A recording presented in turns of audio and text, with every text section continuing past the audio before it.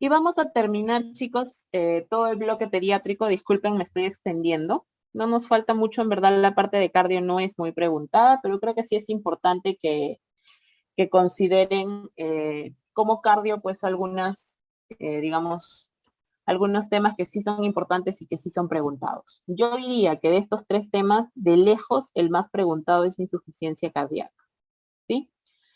RCP y shock, en RCP vienen cosas muy puntuales y en shock hay conceptos claves y nada más. El neumococo no produce toxinas light. Lo que pasa es que el neumococo ingresa como un agente, como cuando hacemos una diarrea enteroinvasiva. El neumococo lo que hace es dañar el sistema, como solamente su sistema bacteriano, o sea, su cápsula, porque el neumococo es un encapsulado. Solamente su cápsula tiene, ustedes saben, algún tipo de toxinas que finalmente van a repercutir en esta parte del daño endotelial, ¿no? Entonces, al producir daño endotelial, pues también puede producir el resto de respuesta inmunológica, que finalmente es lo que causa el desencadenamiento de toda esta cascada. ¿Ok? Bien. Les decía entonces que vamos a hablar puntual. Ay, perdón.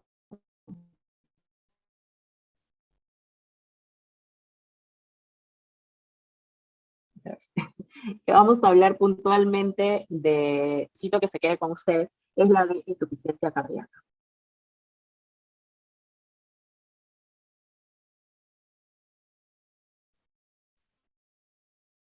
Lo que pasa es que cardiopatías congénitas lo vemos en insuficiencia cardíaca. Y de verdad que muy someramente, porque tampoco es que les pregunten gran cosa sobre cardiopatías congénitas. Vamos a enfocarlo de todos modos, no se preocupen, aquí lo vamos a incluir. En insuficiencia cardíaca, lo que me interesa que entiendan es que la cardiopatía más frecuente acianótica es el CIB. Más frecuente, ¿ok? Que los síndromes clínicos que tienen cardiopatías de manera más frecuente, de lejos, son el síndrome de Down y el síndrome de Marfan.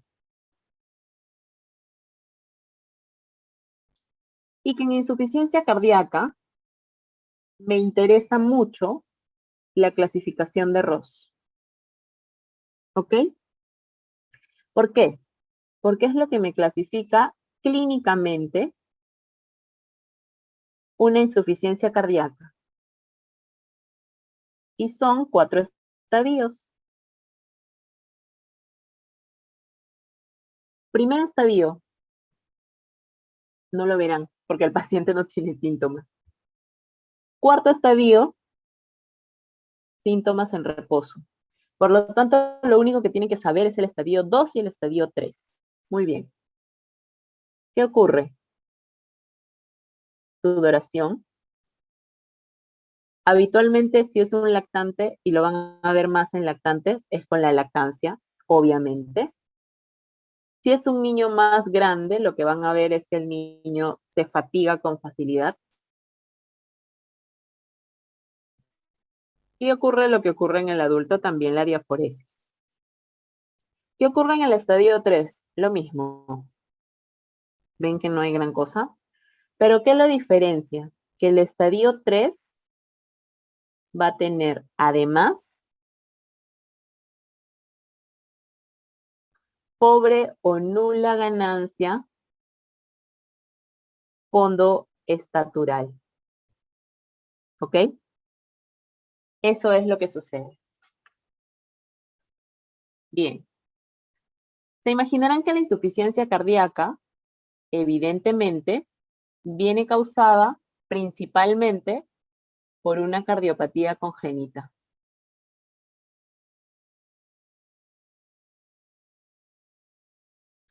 Y es allí donde nos toca hacer la revisión de las cardiopatías congénitas.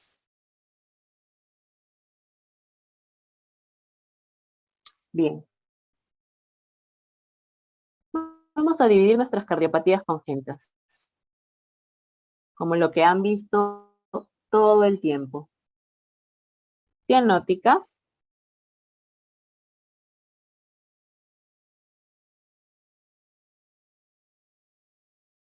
y acianóticas.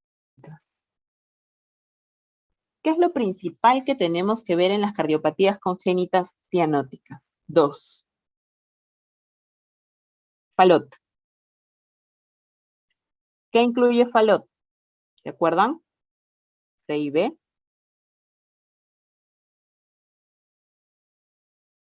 Cabalgamiento de la aorta. Hipertrofia de ¿qué ventrículo?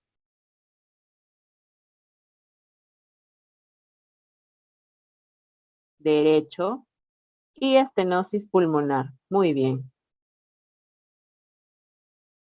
Ojo que es una estenosis pulmonar subinfundibular. Ojo.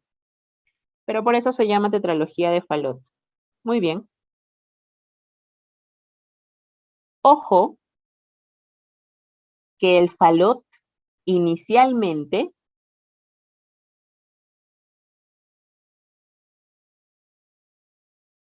sí, la C y B es cianótica. Estoy hablando de la tetralogía de Fallot, chicos. Esta es una tetralogía de Fallot. Es todo lo que incluye la tetralogía de Fallot. C y B, cabalgamiento de aorta, hipertrofia ventricular y estenosis pulmonar subinfundibular.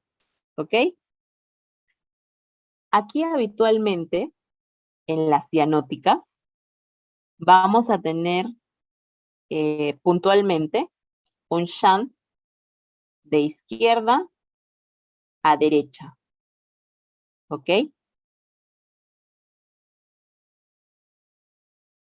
Partamos de ahí. ¿Qué otra cosa es importante con Fallot?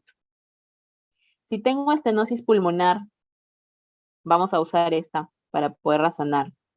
¿Ustedes creen que voy a tener flujo pulmonar elevado o flujo pulmonar disminuido? Disminuido, correcto. Entonces, úsenlo para eso.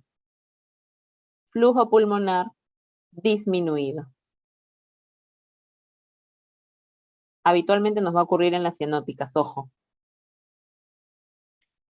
El Fallot tiene una característica, y es que inicialmente el niño Fallot es rosado, no es cianótico. ¿Por qué? Porque ocurre una sobrecarga, ¿ok? Obviamente esta sobrecarga es del ventrículo derecho, ¿verdad? Entonces, eso hace que el niño luzca así, pero obviamente eso sucede solamente durante el primer mes de vida, ¿sí? Luego ya definitivamente se va a formar como realmente es, ¿sí?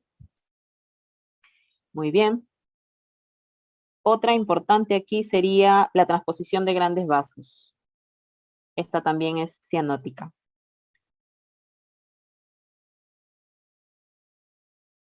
Esto pues es absolutamente anómalo, ¿no? Del ventrículo derecho sale la aorta y del ventrículo izquierdo sale la pulmonar. Entonces esto es totalmente anómalo y por lo tanto no es compatible con la vida. ¿Qué sucedería para que sea compatible con la vida? Necesita una conexión. Solo si hubiera CIA, CIB o PCA, como dice su compañera, su compañero sería compatible con la vida. ¿Ok? Muy bien. Entonces, por eso aquí es importante que manejemos las prostaglandinas, ¿verdad? Aquí ya es más el manejo que ustedes conocen de neo. Muy bien. Y aquí el flujo pulmonar, considerando que la pulmonar nace del ventrículo izquierdo, este flujo pulmonar será alto o bajo.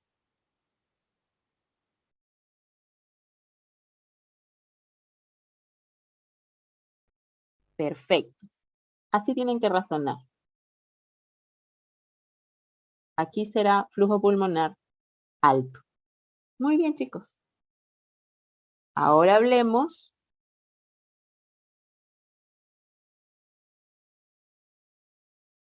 de las acianóticas. Ay, vamos a usar otro color para que no se vea mal. A ver, en las oceanóticas tenemos las que son súper frecuentes, pues, ¿no? C y A. Vamos a hablar un poquito de C y A. Aquí habitualmente el shunt, eh, sí, pues el shunt o el flujo pulmonar también va a ocurrir de izquierda a derecha, pero va a depender mucho de la patología. Miren, en el CIA, por ejemplo, que evidentemente aquí sí ocurre de izquierda a derecha, van a tener los ostium, como los más, digamos, sobre lo que más les van a preguntar. Aquí van a tener el ostium primum, el ostium secundum y el seno venoso, ¿no es cierto? Es en lo que se divide la CIA. ¿Cuál es el más frecuente?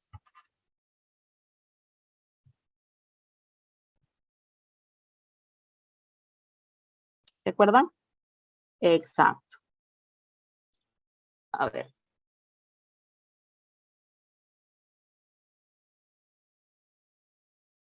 El ostium secundum, correcto.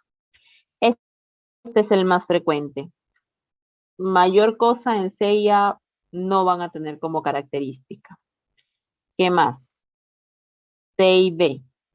Como les mencioné acá arriba, la característica principal es que es la más frecuente de lejos. Muy bien. Aquí tienen un membranoso, un CIB membranoso, como de lejos también el más frecuente. PSA, casi patología exclusiva del prematuro, ¿cierto? ¿Qué otra caracteriza?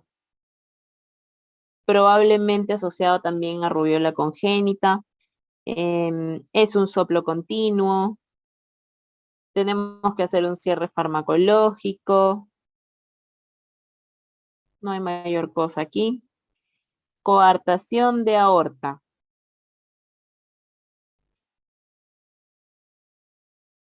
Aquí, tanto el pulso como la presión arterial va a ser mucho mayor en miembros superiores y mucho menor en miembros inferiores, igualito que en el adulto. Obviamente, en niños, evidentemente se van a dar cuenta que esto es preductal. Todas estas tres van a ser flujo pulmonar, ¿qué creen? ¿Elevado o disminuido?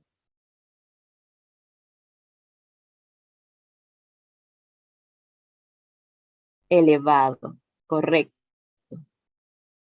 Estas se caracterizan por ser flujo pulmonar alto, ¿ok?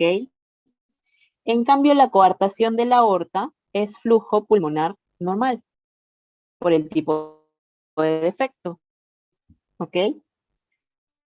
En general, llévense la idea de que cualquier cardiopatía con flujo pulmonar elevado me puede causar hipertensión pulmonar. Y de ahí también van a colegir mucha parte de la respuesta. ¿Ok? Bien. Eso es lo puntual que conocemos y que conoceremos de lo que significa chicos, mucho más que preguntarles por cardiopatías congénitas, les van a preguntar por la clínica de insuficiencia cardíaca. Ustedes les van a poner casos clínicos donde ustedes tengan que entender que esto está en esta clasificación. Uno, asintomático, o si es más grande, se fatiga con facilidad, obviamente, o haciendo actividades de la vida diaria o haciendo actividad física.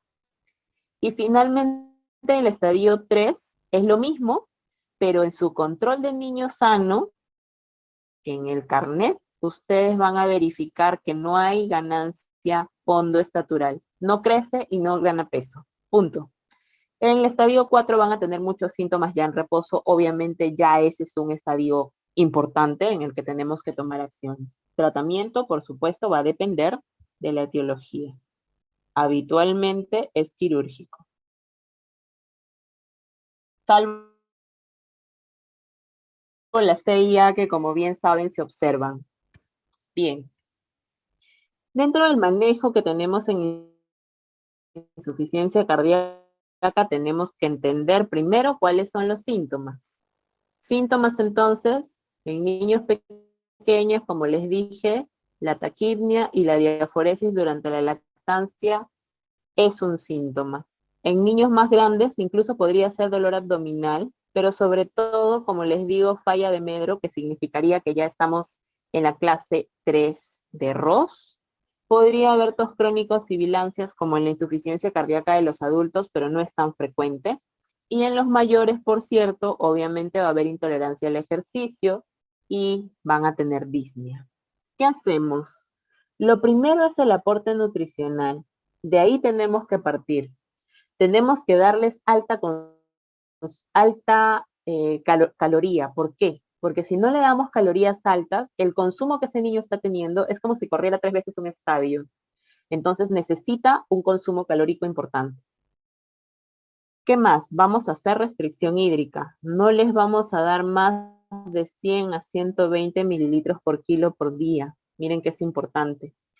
Y si necesitamos dar un tratamiento, lo más importante van a ser los diuréticos. Pregunta de examen también.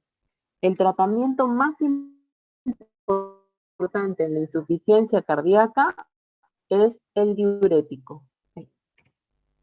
También diremos que el más importante es la furosemida. En algunos niños se utilizan espironolactonas y si hay alteración de la PEA, pues utilizaremos también algunos IECAS, ¿sí?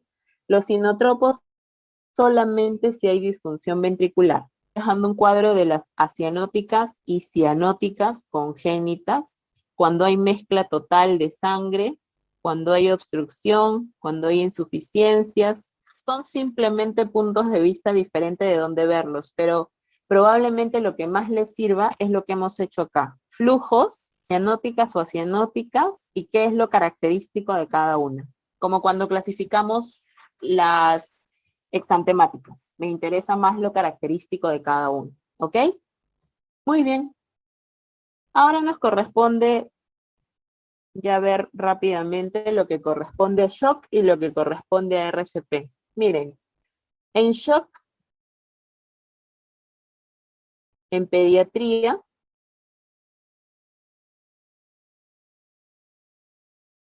lo mismo, chicos, bebé, grande, todo, la hidratación es solamente 100 a 120. Es más, mientras más pequeño es, más chiquito es el volumen, entonces cogeríamos 100, no 120. 100 mililitros por kilo por día. Eso es lo que tienen que tener en cuenta para hidratarlo. Obviamente tienen que ver el balance. Estos son niños que nosotros vamos a vigilar muchísimo con el balance hídrico. Súper importante, porque dependerá lo que orine, si no lo vamos a hinchar, ¿no? Lo vamos a encharcar. Muy bien. Ahora, si estamos hablando de shock, me interesan a mí muchísimo los criterios.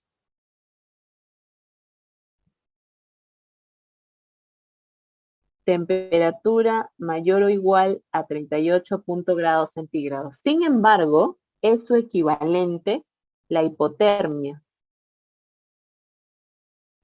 Ojo, ese es un dato importante, sobre todo en lactantes. Los niñitos son totalmente una cosa desagregada. Frecuencia cardíaca alta o bradicardia. Taquipnia. Miren cómo taquipnia incluye hasta como criterio de shock. Miren lo importante. Y si hablamos de un criterio, porque estos son criterios clínicos, Y ahora hablemos de los laboratoriales.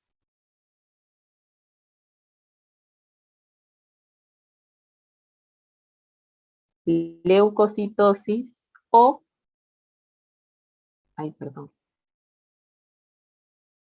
o leucopenia. Muy bien.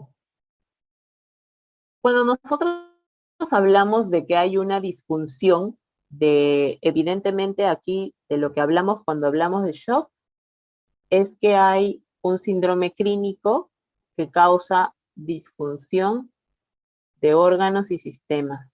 Esto es lo que causa, ¿verdad? Porque sabemos que es un síndrome clínico. Si me va a causar disfunción de órganos y sistemas, significa que voy a tener yo que vigilar algunas cosas en órganos y sistemas diana, ¿verdad? Porque se imaginarán que el shock habla de órganos y sistemas diana. ¿De qué más nos hablará el shock? Es casi un sinónimo de lo que yo diga hipoperfusión. Ojo, este criterio clínico considerado como frecuencia cardíaca alta o baja me va a llevar finalmente a lo que nos hace muchas veces diagnosticar el shock en niños, que es la hipotensión. ¿Qué quiere decir? Que cuando un niño está hipotenso, ya el shock es inminente, ya el shock está encima de nosotros, ¿ok? Shock más frecuente en pediatría. ¿Cuál es?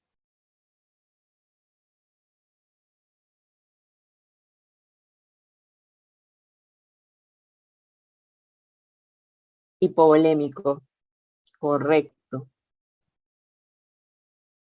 Ojo, que cada vez estamos teniendo más y más y más cerca al shock séptico. El shock hipovolémico es más frecuente porque aún es más frecuente la diarrea. Sin embargo, cada vez, como les digo, nos estamos acercando en el ranking con el shock séptico, ¿ok? Sin embargo, todavía, como les digo, lo tenemos ahí. ¿Listo? Muy bien. Entonces, si quisiéramos definirlo, vamos a decir que es un síndrome clínico que se caracteriza por alteraciones fisiológicas.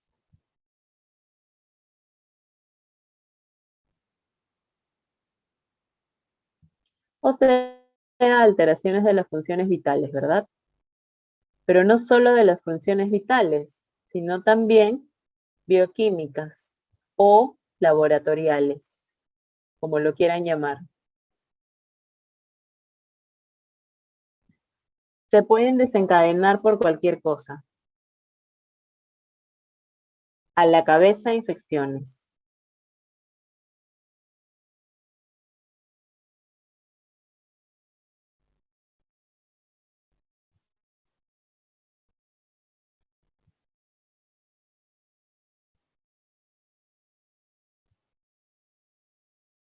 Listo. Y cuya causa, o mejor dicho, cuya consecuencia es hipoperfusión. Listo. Normalmente, cuando hablamos de la epidemiología del shock, hablamos de criterios iniciales que eran considerados como SIRS, que son un poco los que están acá. Sin embargo, estos se reasignaron y se le agregó una sospecha de infección para focalizar la infección y hacer otros criterios. Y luego, después de mucho tiempo, se hicieron muchos estudios también y se consideraron para pediatría criterios clínicos que se llamaban SOFA, que era un score mediante el cual podíamos establecer si acaso habían criterios que podían darnos un pronóstico mejor de si tenemos disfunción de órganos o no. O sea, aquí ya estaba se incluyó la disfunción de órganos. Desde allí no hemos vuelto a hacer consensos, pero ahora nuestro diagnóstico más o menos influye una mezcla de ambos conceptos. Y es por eso que, como les mencionaba, es fiebre o hipotermia. es taquicardia o bradicardia en lactantes o menores de 1 año, sobre todo ocurre bradicardia, taquipnia, y el laboratorial es leucocitosis o leucopenia. Cuando hablamos de un shock séptico, o cuando hablamos de un shock, cuando yo estoy retando a un paciente y no responde a fluidos, a eso se le llama refractario a fluidos, o cuando le estoy poniendo adrenalina o noradrenalina y tampoco responde. Este de aquí es de muy mal pronóstico. Este probablemente termine en fallecimiento. Si me preguntan por la etiología, entonces a la cabeza, aquí sí, la sepsis es o el shock es de origen bacteriano. A la cabeza. El principal responsable, el neumococo. El que le sigue, el meningococo. Y el tercero, la E. coli. Mucho más abajo, por primera vez, los virus como segundo lugar. Y mucho más abajo, y sobre todo en inmunodeprimidos, los hongos. Un shock por hongos es muy agresivo. También se lleva a los niños. Bien. Finalmente, chicos, aquí es solamente para repasar, porque esto no es más que la guía de RCP. ¿Cómo le tomamos el pulso a un lactante o a un niño menor de 1 año? Un infante. ¿Dónde se lo tomamos? Miren la imagen y grábense la imagen. Una imagen vale más que 1000 palabras. Pulso braquial. Niño mayor de 1 año, pulso carotidio. Pregunta de examen. Entonces, ustedes llegan, perfecto, José, por ser preductal. Ustedes llegan a una escena, ¿sí?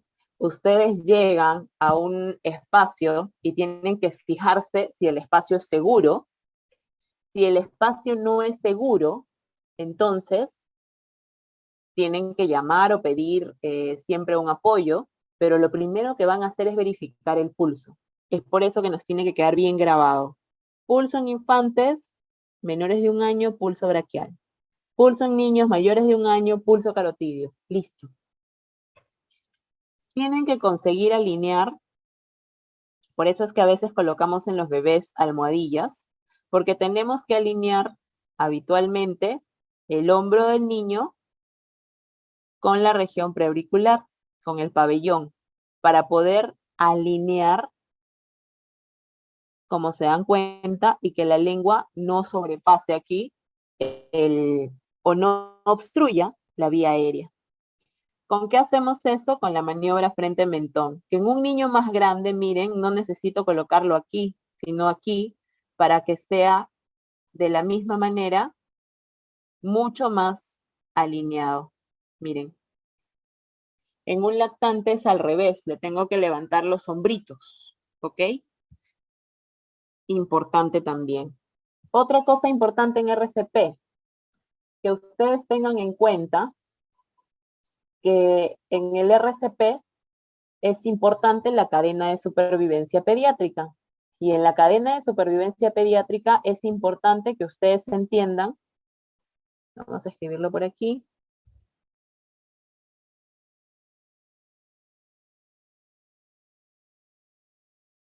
que la única o el único eslabón diferente en pediatría es el de la prevención. Eso también es importante como dato del RCP. Y finalmente, ya saben, no responde, no respira o solo boquea, tomamos pulso. ¿Dónde tomamos el pulso? Braquial si es pequeño, carotidio si es más grande. Si somos un solo reanimador, ¿cómo es la reanimación? 30 compresiones, 2 ventilaciones. Si son 2 reanimadores, 15 compresiones, 2 ventilaciones. Lo más importante, según las últimas guías de la AJA, definitivamente son las compresiones torácicas. Por lo tanto, si no saben ventilar, no se sienten seguros de ventilar o no pueden ventilar, coloquen Colóquense a hacer compresiones torácicas, le van a salvar la vida al niño. Aperturen la vía aérea y evalúen el ritmo. Esto es un círculo de evaluación. Bien. Acuérdense que si es bebé, tienen esta forma de hacer la reanimación o el masaje cardíaco. Tienen esta forma también de hacerla, pero si es un niño grande, yo no les sugeriría que lo hagan con una sola mano. Es muy difícil porque tiene que aplicarse una presión importante que por lo menos deprima 3/4 del tórax o 2/3 del tórax. Y por lo tanto eso es mucho más factible con este método, ¿no? Con ambas manos entrelazadas una sobre otra. Lamentablemente no hay otra forma. No sé si todos tendremos la misma capacidad, pero no es tan sencillo por la cantidad de tiempo que vamos a estar haciendo masaje. Bien.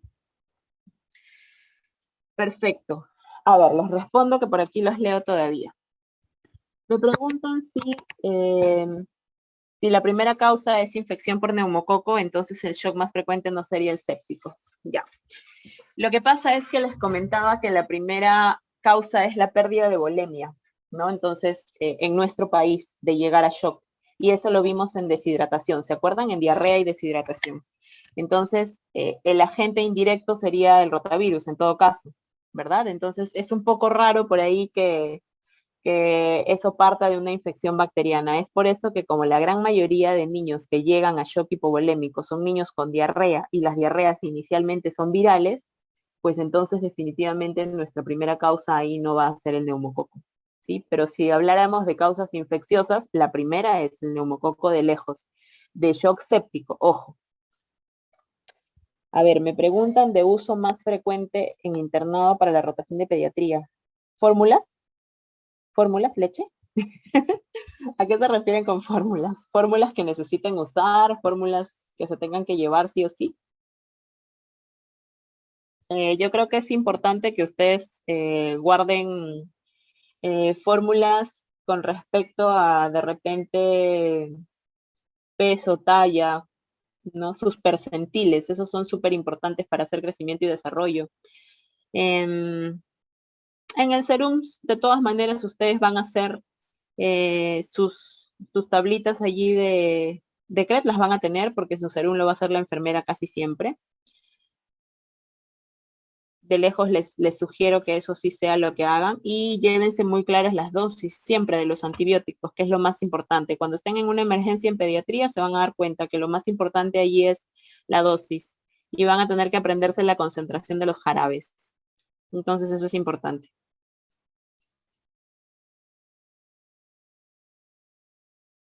Como les mencioné, el tratamiento de meningitis es con meropenem también cuando hay alergia a las penicilinas. ¿Ok?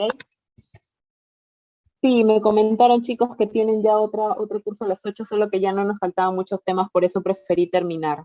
Sí, ya con esto hemos terminado el bloque de pediatría. Eh, Espero, como les decía, haber absuelto la gran mayoría de dudas, por eso nos hemos demorado un poco más. Mil disculpas. Y sí, meningitis, no usamos corticoides. Em, no, de ninguna manera no hay opciones para usar corticoides en meningitis, es muy raro. Banco Ampiceftrina. No sería ceftriaxona, sería ampicilina con vancomicina, pero solamente en lactantes, ¿ok? En los niños más chiquitos. De lo contrario, no.